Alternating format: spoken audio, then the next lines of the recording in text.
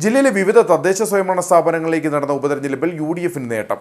Idukki block panchayat Kanjikuzhi ഡിവിഷനിലേക്ക് നടന്ന ഉപതെരഞ്ഞെടുപ്പിൽ UDF സ്ഥാനാർത്ഥി സാന്ദ്രാമോൾ ജിന്നി വിജയിച്ചു.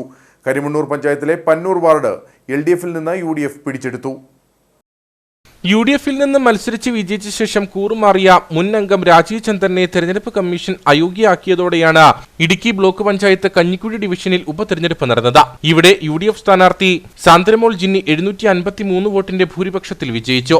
യുഡിഎഫ് സ്ഥാനാർത്ഥിക്ക് 2146 വോട്ടുകളും എൽഡിഎഫ് സ്ഥാനാർത്ഥി സിൻസി ജോബിക്ക് 1393 വോട്ടുകളും ബിജെപി സ്ഥാനാർത്ഥി സിന്ധു സുനിലിന് 426 വോട്ടുകളും ലഭിച്ചു. ചുരുങ്ങിയ കാലഘട്ടത്തിൽ നാടിനു വേണ്ടി ജനങ്ങളോട് വിശ്വസ്തത പുലർത്തിക്കൊണ്ട് ആത്മാർത്ഥമായി പ്രവർത്തിക്കുമെന്ന് വിജയിച്ച സാന്ദ്രമോൾ ജിന്നി പറഞ്ഞു. അഭിമാനത്തിന്റെയും സന്തോഷത്തിന്റെയും നിമിഷമാണ്. എനിക്ക് മാത്രമല്ല, കഞ്ഞിക്കുഴിയിലെ ഇടുക്കി ജില്ലയിലെ തന്നെ ഐക്യജനാധിപത്യ മുന്നണിയുടെ പ്രവർത്തകരും നേതാക്കളും വിശ്വാസികളുമായ ഓരോരുത്തരെ സംബന്ധിച്ചും അത്രയേറെ അഭിമാനത്തിൻ്റെ സന്തോഷത്തിൻ്റെ ഒരു നിമിഷമാണിത്.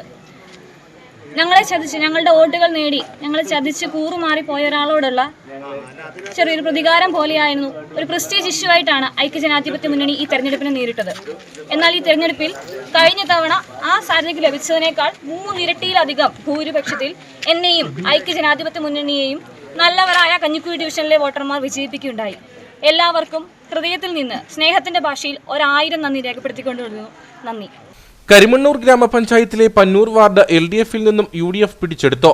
ഇവിടെ യുഡിഎഫ് സ്ഥാനാർത്ഥി MN ദിലീപ് കുമാർ 177 വോട്ടിന്റെ ഭൂരിപക്ഷത്തിൽ വിജയിച്ചു.